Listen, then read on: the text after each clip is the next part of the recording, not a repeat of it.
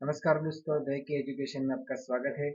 हम बात कर रहे थे RRB civil CHC staff nurse की जो एमसीक्यू के बारे में डिस्कशन कर रहे थे, उसका कंटिन्यू करते हैं। तो हमारा अगला क्वेश्चन है, deficiency of vitamin leads to berry. किस विटामिन की डेफिशिएंसी की वजह से बेरी जो होता है वो होता है। ठीक है, ऑप्शन देख लेते हैं। विटामिन बी 1, विटामिन बी 6 या फिर विटामिन बी 12 या फिर विटामिन सी। तो इसका सही आंसर है दोस्तों विटामिन बी 1। जो बी 1 होता है उसकी वजह से बेरी होता है। आप कमेंट में जरूर बताइए कि विटामिन बी 1 का दूसरा नाम क्या है। हम ये सारे विटामिन के दूसरे नाम हैं, वो भी हम हमारे जो विटामिन का लेक्चर है कम्युनिटी हेल्थ नर्सिंग में हम कवर करने वाले हैं। तो अभी तक चैनल को सब्सक्राइब नहीं किया तो सब्सक्राइब कर लीजिए। हमारा अगला क्वेश्चन है, the incubation period of mumps. जो मम्स होता है उसका इंक्यूबेशन पीरियड क्या है। 2 से 4 डे, 10 से 20 डे या 16 से 18 डे या 21 से 28 डे। तो हमारा सही आंसर है 16 से 18 डे। कोई ना कोई डिसीज का इंक्यूबेशन पीरियड पूछा जाने वाला है। हम कम्युनिटी में सारे डिसीज भी कवर करने वाले हैं, उसके इंक्यूबेशन पीरियड से साइन सिम्टम सब कुछ कवर करने वाले हैं। तो मम्स का आएगा 16 से 18। ठीक है दोस्तों, हमारा अगला क्वेश्चन है, which valve is located between the left atrium and left ventricle. तो ऑप्शन देख लेते हैं। आयोटिक वाल्व, पल्मोनरी वाल्व या मिट्रल वाल्व या ट्राइकस्पिड वाल्व। कई दोस्तों को ये एकदम कॉमन सवाल लगता है और जल्दबाजी में आंसर दे जाते हैं, लेकिन कई दोस्तों का गलत हो जाता है। तो पहले समझिए दोस्तों कि यहाँ पर जो हमारा हार्ट होता है कुछ इस तरीके से। तो हार्ट में हमारे जो चैम्बर होते हैं, तो चैम्बर में यहाँ राइट एट्रियम होता है, फिर यहाँ पर राइट वेंट्रिकलर होता है, फिर यहाँ पर लेफ्ट एट्रियम होता है और यहाँ पर लेफ्ट वेंट्रिकल होता है। अब क्या होता है, यहाँ पर क्या पूछा है, लेफ्ट एट्रियम और लेफ्ट वेंट्रिकल। यहाँ पर लेफ्ट एट्रियम और लेफ्ट वेंट्रिकल, यहाँ इस दोनों के बीच की बात की गई है, तो उसको क्या कहते हैं।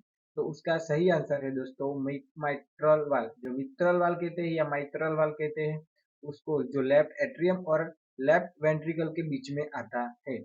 उसी तरह कैसे राइट एट्रियम और राइट वेंट्रिकल के बीच में वाल आता है, तो यहाँ पर आएगा ट्राइकस्पिड वाल। ठीक है, उसका नाम क्या है, ट्राइकस्पिड वाल है। ये मिट्रल वाल है और उसका दूसरा नाम है बाइकस्पिड वाल। अब ये रहे दोनों पल्मोनरी वाल और आयोटिक वाल। तो यहाँ पर से जो आता है लेफ्ट वेंट्रिकल से आयोटा निकलती है। आयोटा के बीच में जो होता है उसको आयोटिक वाल्व बोलते हैं।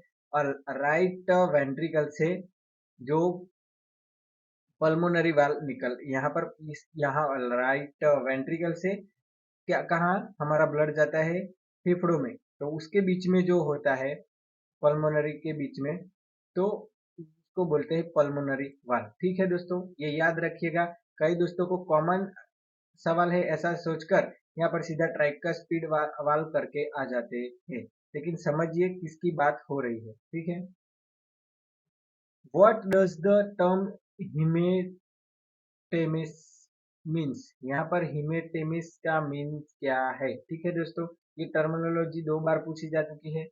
Blood in stool, vomiting blood, blood in urine या फिर कफिंग अप ब्लड। तो यहाँ पर ब्लड कहाँ पर आता है उसकी भी टर्मिनोलॉजी होती है दोस्तों। तो यहाँ पर आंसर रहेगा वॉमिटिंग ब्लड। जब वॉमिट में ब्लड आए तो उसको हिमोटेमिस कहा जाता है। एमिस का मतलब ही होता है वॉमिट। ठीक है दोस्तों, तो हिमेटेमिस, हिमेट मतलब के ब्लड, तो हिमेटेमिस में जब आता है तो वॉमिट इन ब्लड कहा जाता है। तो हमारा आंसर रहेगा बी। अब बात करते हैं ब्लड इन स्टूल। तो जो ब्लड इन स्टूल है उसको बोलते हैं हिमेटेजिया। हिमोटेजिया के का जब पूछा जाए तो ब्लड इन स्टूल।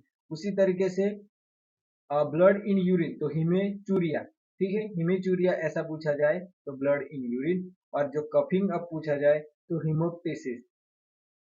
यहाँ पर लिखने की थोड़ी दिक्कत हो रही है दोस्तों, हिमोप्टिसिस।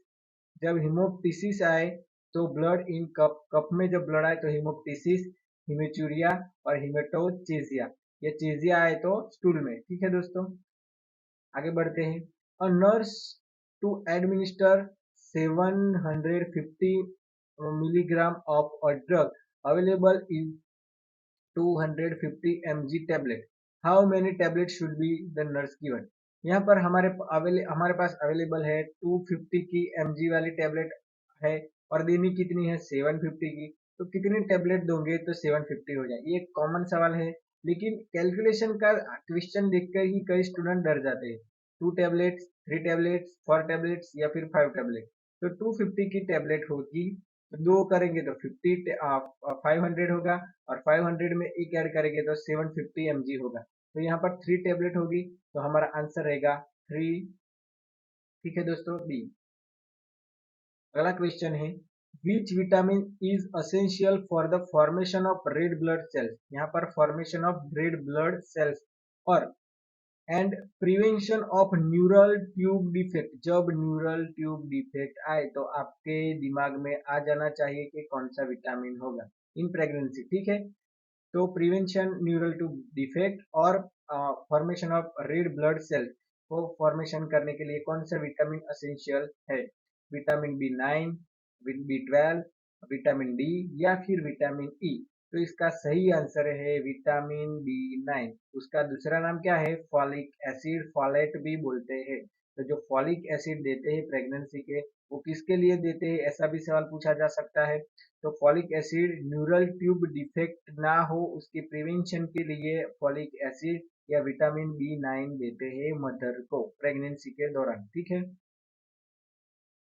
What is the incubation period of poliomyelitis. Poliomyelitis जो होता है उसका इंक्यूबेशन पीरियड क्या है? 2 से 5 डे, 7 से 10 डे, 7 से 40 डे, 14 से 21 डे। तो इसका सही आंसर है 7 से 10 डे। 7 से 10 डे का पोलियोमाइलाइटिस का इंक्यूबेशन पीरियड है। इंक्यूबेशन पीरियड की बात हमने हमारे अगले एमसीक्यू में कर दी है। ठीक है। Which part of the brain regulate body temperature. पहले के पेपर में ये कई बार एग्जाम में पूछा जा चुका है, लेकिन हमें याद रखना है कि ब्रेन में रेगुलेट बॉडी टेम्परेचर कहाँ से होता है? थैलेमस से, हाइपोथैलेमस से, मेडुलम ऑब्लंगेटा से या फिर सेरेबेलम से। तो इसका सही आंसर आपको सभी को पता ही है दोस्तों, हाइपोथैलेमस से। ठीक है, हाइपोथैलेमस हमारा सही आंसर है जो टेम्परेचर को रेगुलेट करता है बॉडी के। What does cyanosis indicate. यहाँ पर साइनोसिस इंडिकेट क्या करता है? ऑप्शन देख लेते हैं। High oxygen saturation, low oxygen saturation, high blood sugar level या low blood pressure. Blood pressure की बात नहीं है और हाई ब्लड शुगर की बात नहीं है। यहाँ पर साइनोसिस में आता है ऑक्सीजन सेचुरेशन, लेकिन हाई या लो। तो इसका सही आंसर है दोस्तों लो। जब लो ऑक्सीजन सेचुरेशन हो जाता है तो हमारे जो स्किन का कलर टोन है वो ब्लूइश कलर का होने लग जाता है। तो उसको क्या बोलते हैं? साइनोसिस। जो ब्लूइश कलरेशन होने लगता है स्किन का, तो जो ऑक्सीजन का सेचुरेशन होता है टिश्यू में, हमारे सेल्स में, तो उसको बोलते हैं साइनोसिस। ठीक है। हमारा अगला क्वेश्चन है कैलकुलेशन के आधारित, जो स्टूडेंट देखते ही छोड़ देते हैं, लेकिन इसका मार्क्स हमें जाने देना नहीं है। A patient prescribe 1000 ml fluid of the two infuser over 10 hours. Uh, the infusion set deliver 20 drop per ml.